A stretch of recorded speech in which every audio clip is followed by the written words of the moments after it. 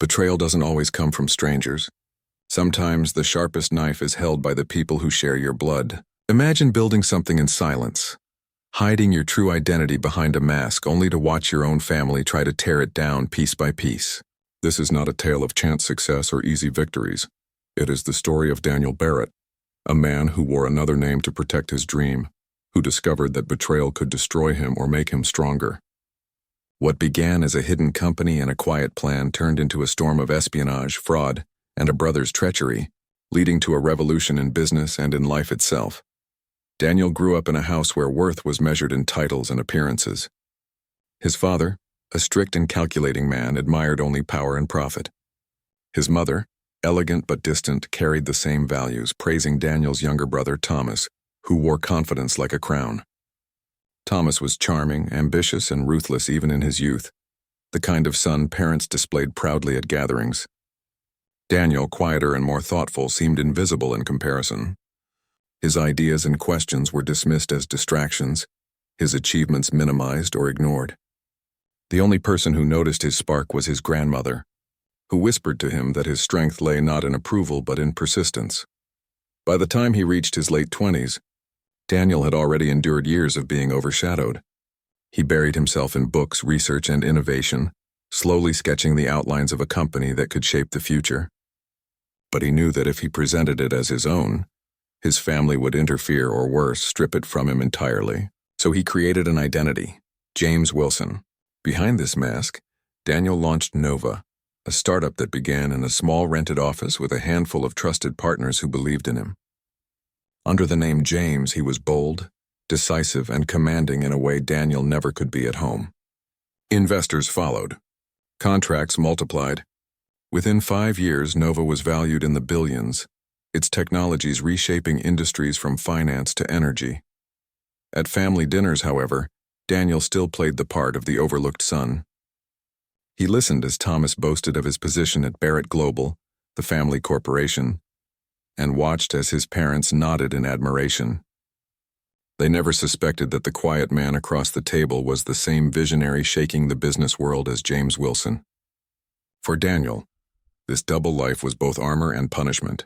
He relished the freedom of success without their control, yet he felt the sting of their blindness every time they dismissed him. The truth began to unravel the night Barrett Global tried to sabotage Nova. Hidden within his company's encrypted reports, Daniel's special task force, known internally as Project Oracle, uncovered evidence of espionage. Trade secrets were being leaked, contracts undermined, investors pressured. The signature on the fraudulent documents was clear: Thomas Barrett. Worse, the directives traced back to his own father, who had ordered his favored son to crush Nova and acquire it by force. Sitting alone in his office at 2 a.m., Daniel stared at the files, the weight of betrayal pressing on his chest. His family hadn't just dismissed him, they had tried to destroy him. He could have gone public immediately, exposing them all in a storm of scandal. But Daniel understood patience. Instead, he built his case brick by brick, quietly gathering irrefutable proof. He orchestrated meetings where his family thought they were dealing with James Wilson, never realizing that their enemy and their son were one and the same. It was a cruel irony that fueled him. The very man they dismissed as weak was outmaneuvering them in every move.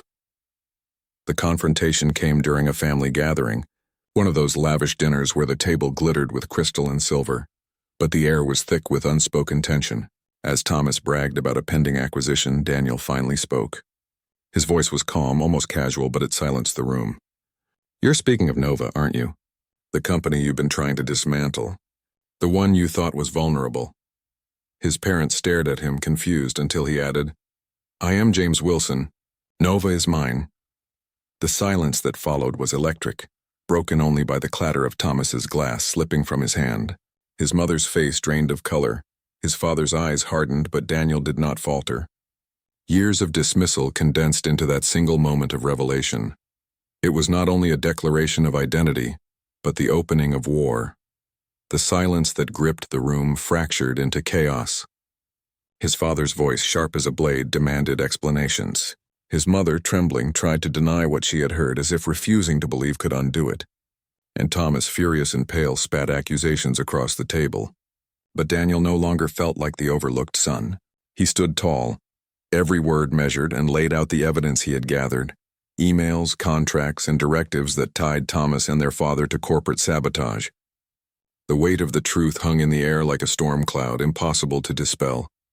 In that moment, Daniel realized the balance of power had shifted. He was no longer the boy struggling for approval. He was the man holding their fate in his hands. His father tried to intimidate him, warning that the Barrett name still commanded influence that no upstart could withstand. Thomas sneered that Nova was built on lies, that Daniel's success was borrowed and temporary.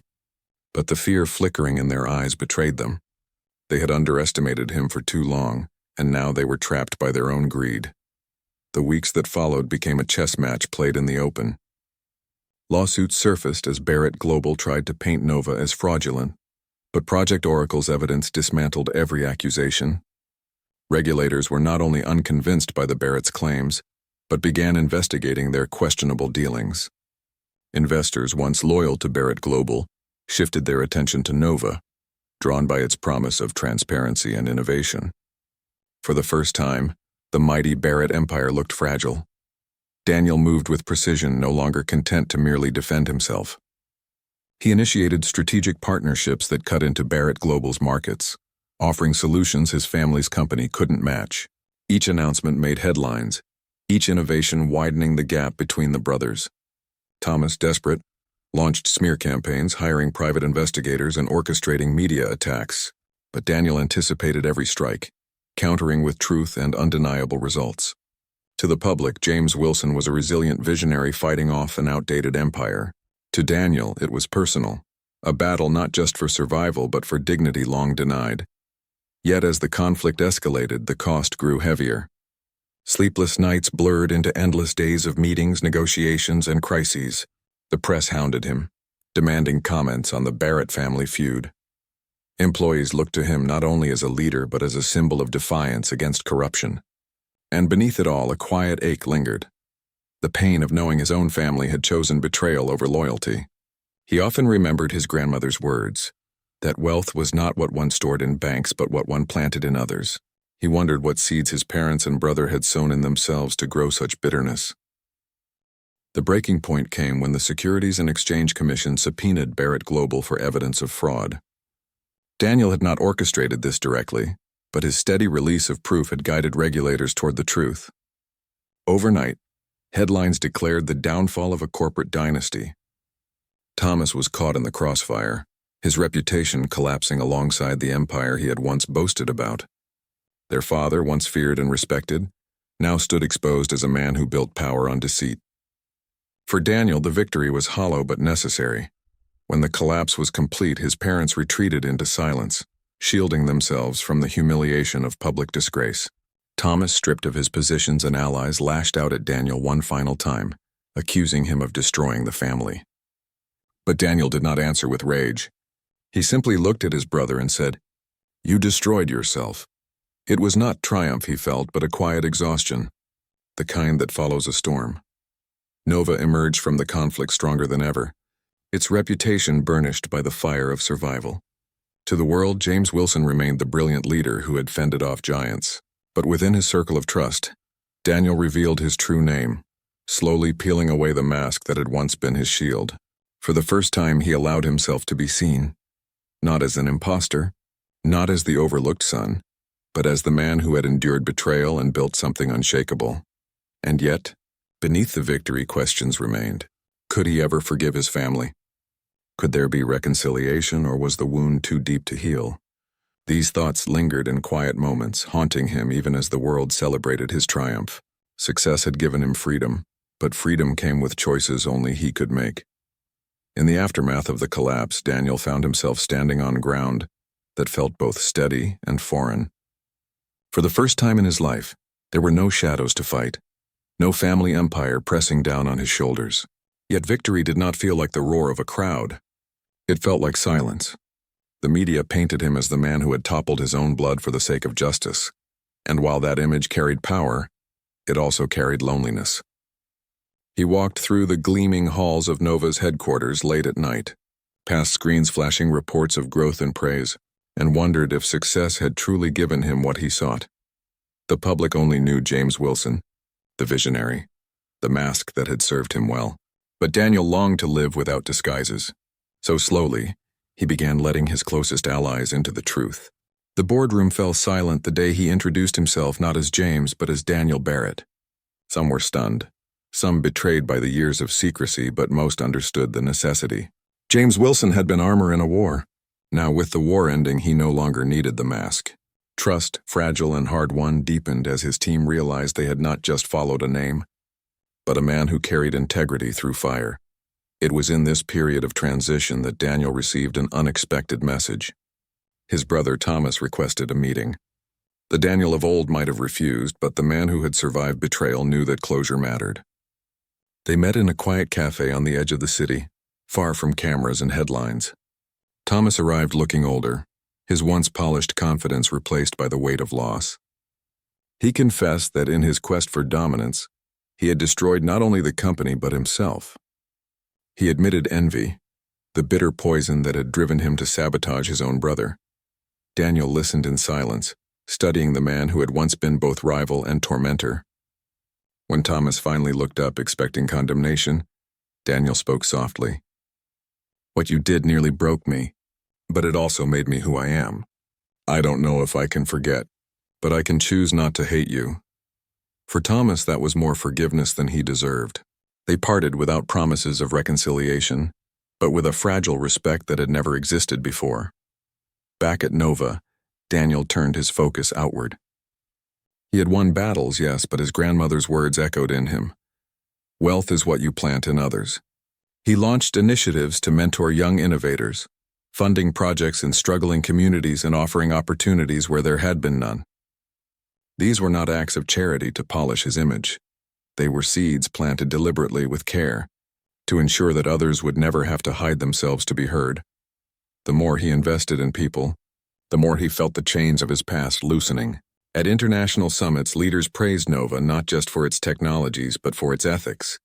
Students sent letters describing how affordable devices had changed their futures. Farmers shared stories of using Nova's data tools to feed their families more securely. These were the victories that mattered, the ones that breathed life into numbers on balance sheets. And yet, even as the world applauded, Daniel kept his perspective. He had learned that empires built on pride and deceit crumble no matter how high they rise.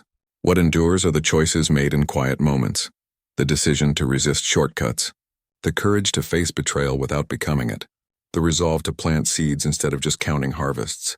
As years passed, Daniel stepped back from the front lines, allowing younger leaders to guide Nova into the future. He remained a steady presence, offering wisdom but not control, and in those quieter days he found a strange peace. Success was no longer about proving his worth to his family or even to himself. It was about creating something that would outlast him, something born not from vengeance but from vision. Still, he could not entirely escape the ache of family ties. When news came of his father's illness, Daniel visited once, standing at the foot of the hospital bed where the man who had dismissed him lay frail and silent. There were no apologies, no reconciliations, just the quiet recognition of time's merciless truth. Daniel left with no words exchanged, only the resolve never to let bitterness define him as it had defined his father. He carried on, guided by the lesson etched deep into his life. Betrayal may wound, but it can also forge resilience.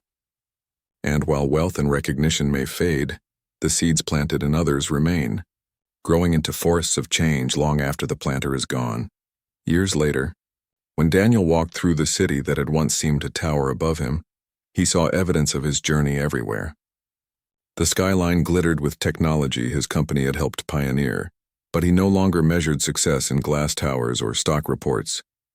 He measured it in the way a young woman stopped him on the street to say she had built her own startup because of a scholarship his foundation funded, or in the letter from a rural teacher describing how Nova's tools had transformed classrooms where hope had once been scarce. These reminders told him that the revolution sparked by betrayal had blossomed into something larger than vengeance. It had become a movement of possibility. Though his public life remained admired, his private life found balance too. Daniel married quietly, choosing a partner who valued not his wealth or fame but his hard-earned authenticity. They raised children with the intention of breaking the cycle that had scarred his own youth. There were no gilded chains of expectation, no constant comparisons, only encouragement to explore, to fail, to rise again. Watching his children laugh freely, Daniel often thought of the boy he had been, desperate for his father's approval. It was in these simple family moments that he discovered the true wealth he had been searching for all along. Every now and then he would catch himself staring out of windows late at night, remembering the path that had brought him here. The long days of disguise as James Wilson, the suffocating weight of secrecy, the sharp pain of betrayal from his own brother. It all felt like another lifetime. And yet, without those trials, there would have been no revolution, no rebirth. He realized that life had given him the harshest of teachers. But those teachers had carved him into a man who valued freedom over approval, truth over comfort, and legacy over fleeting power. The story of Daniel Barrett, once hidden behind an invented name, spread beyond business circles. Authors wrote of his journey, philosophers dissected the moral lessons in his rise, and students studied his strategies not just for innovation, but for resilience. His name became less about the empire he built, and more about the principles he embodied. Betrayal had not destroyed him. It had refined him. In quiet interviews, when asked about the secret to his success, Daniel never spoke of market timing or investment strategies. He would pause, look directly into the camera, and say, "The secret is to turn what was meant to break you into the very thing that builds you, to take betrayal, rejection, and failure, and let them teach you how to plant seeds that will outlast you." The older he grew, the more he understood that this was the real revolution. Not the takeover of a company, not the fall of corrupt power, but the transformation of pain into purpose. The world admired his wealth and influence, but what mattered most to him was the unseen forest of opportunities now growing, because he had once chosen not to surrender. In his later years, walking through parks filled with children using technology his company had made accessible, Daniel felt the quiet satisfaction of a man who had completed his circle. He no longer needed to prove himself, no longer carried the weight of bitterness. Instead, he lived with gratitude for the betrayals that sharpened him, for the solitude that strengthened him, for the revolution that gave his life meaning. And so, his story ends not with the roar of conquest, but with the calm of legacy, a reminder that sometimes the deepest truths behind success are not found in triumphs themselves, but in the wounds that force us to grow. To everyone listening, may his journey remind you that betrayal can be the spark of your own transformation, and that what you plant in others may become the greatest measure of your success. If this story moved you, don't forget to like, share, subscribe, and comment with your thoughts. Your support helps bring more stories of resilience, transformation, and truth to light.